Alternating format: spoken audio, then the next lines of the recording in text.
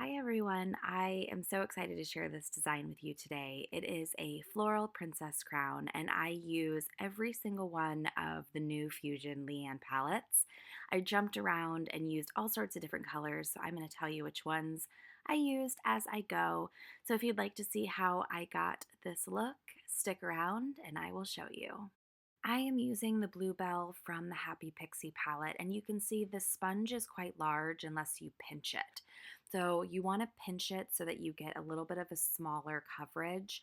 And when you're applying the sponge, be sure to push and pounce. So you want to press as if you're trying to squeeze a little bit of water out of the sponge. That's what's going to get you a good solid coverage. I'm creating really what looks like almost a fan shape, triangular at the bottom and rounded at the top to start the crown. With that same sponge, I am taking the darker blue and a BAM Stencil 2004 and I'm adding some of those little details at the top, and it's pretty hard to stencil on yourself. So as you can see, as I do this, it's like completely covering my eyes. So trying to line it back up so I can get a little bit more of the edges on there. But man, this will be so much easier on someone else. And if you don't have this stencil, find anything that has like a tight texture or something that would add kind of a crown detailed centerpiece. That's what you're going for here. So I just want it to extend a little bit further because I want it to be a little bit more of a centerpiece, much better. And then I'm going to do some on either side too. And I'm just going to use the top part of the stencil and not go as far down or over with my sponge because I just want it to be carried over on both sides. And when I lift this off, you're going to see that I did it pretty unevenly. It's not perfect, but you know what? It doesn't matter. In the end, you don't really notice. And if you're going to do this on someone else, you're going to be able to line it up much better than I did.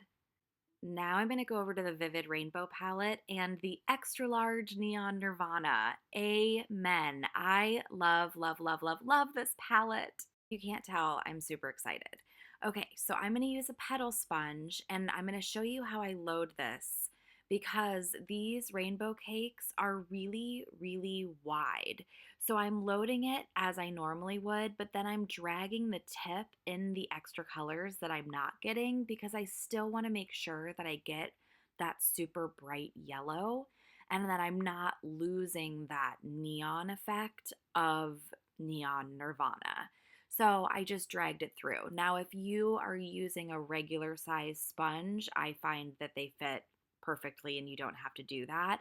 But I wanted to use a petal sponge in this case, and they're a little short. In some cases, it's not going to make a difference. In other cases, you might want to just drag the sponge's flat tip through those colors that you normally would be missing so that you're not losing the effect of the entire cake. In the last video I posted of my fairy design, I showed you guys how to do this rainbow eyeshadow with a regular sponge. So I wanted to show you guys how to do it with a petal sponge. You can see that it creates the shape for you of that kind of big bulbous eyeshadow more naturally, and you don't have to manipulate the sponge as much. This is a really great time to put on some fine glitter as well and create some really dynamic glittery eyes. Throughout this design, I'm going to switch hands and use my right and left hand as well. I can sponge and do one stroke with both of my hands. I cannot do line work. But when I'm painting on myself, it's hard to paint sometimes with my right hand on my left side.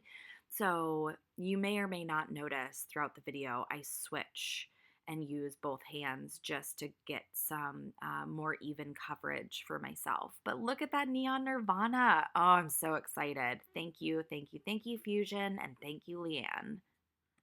So now I'm just curving Vivid Rainbow from the Fairy palette up over my eye. This is one of those cases where I just could not do this with my right hand, and I had to switch to my left hand so that I could get the right curve. And it took me a few times to get it right on the other side because my arm just doesn't reach over that far. So I kept having to switch. But you guys know it's so much easier to paint standing in front of someone than it is on yourself. So now I'm creating what I kind of always call like warrior wings, just a few quick one strokes down, but you'll notice they're angled up as if you're doing like winged eyeliner because I want this to draw the eye up and lift the face, not drag it down.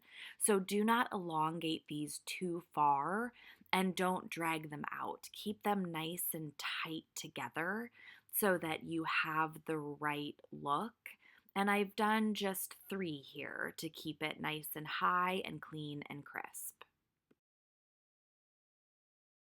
So I'm taking the Bluebell shimmer from the Fairy palette and I'm going to do some leaf shapes and loops at the bottom of my fan shape. And I'm going to keep it in a triangular shape to follow the original shape that I was creating and just kind of switch up from different floral shapes and kind of tighter loops to create a cascading texture going up to the top part of the crown. And it's going to create a really beautiful effect. Now, I will say that this particular one stroke, when I first looked at it, I thought, that's pretty, but didn't pay that much attention to it. Once I swatched it, I fell in love. I love this color and it has become one of my favorites in all of these new palettes. It is just like vivid and beautiful. All right, so at the top you can see I decided to stipple to finish this off instead of doing another like one stroke because I wanted it to have a more subtle look towards the end and I think it worked out. I'll probably end up stippling some at the bottom too and maybe do kind of a feathery look. We'll see. I have not done this design before. I am making it up as we go here, so it's going to be a little bit of an experiment. You might have noticed that I actually wiped off some of that vivid rainbow the last 2 strokes I did because I decided I'd rather layer up some of these other colors than do it on top of the vivid rainbow. So I just wiped them off and just kept the one like warrior stripe there. And now I'm going to mimic it with other colors to add in some of that contrast and layering without having to fight the colors underneath. So I'm doing that same stroke and just trying to keep it nice and sharp. And then I decided to do kind of a circular stipple, kind of like a feathery effect. And I really liked how it looked, so I'm going to continue it throughout the design in a few places and mimic it. It adds some really, really quick detail. So now I'm going to do the same thing with Indigo Princess, which is a one stroke out of the Pretty Rainbow palette, which is also one of my favorite new colors. Definitely needed to add some blue into the bottom to repeat the color that is layered underneath the top part of my crown, and it will contrast very, very well with the vivid rainbow that has those nice bright neon oranges. So I'm going to put that right up next to that orange so that I have a nice contrast between that and a good transition into the purple color. And then I'm going to stipple some over my crown as well, just to add to the detail. Again, this just creates a really quick detailed layer that is quite nice. So this is a number 6 Flora brush. I will link it below. I've loaded it with white, neon yellow by Fusion, and turquoise. And I'm going to add a few petals on the side, just 3, again, keeping them in a very specific spot to lift the eye. I'm going to drag a few down, and I did drag the tip in black for these bottom pieces because I didn't want them to disappear. You can see that creates a little bit more depth. And I'm also going to do a flower in the center as the centerpiece of the crown.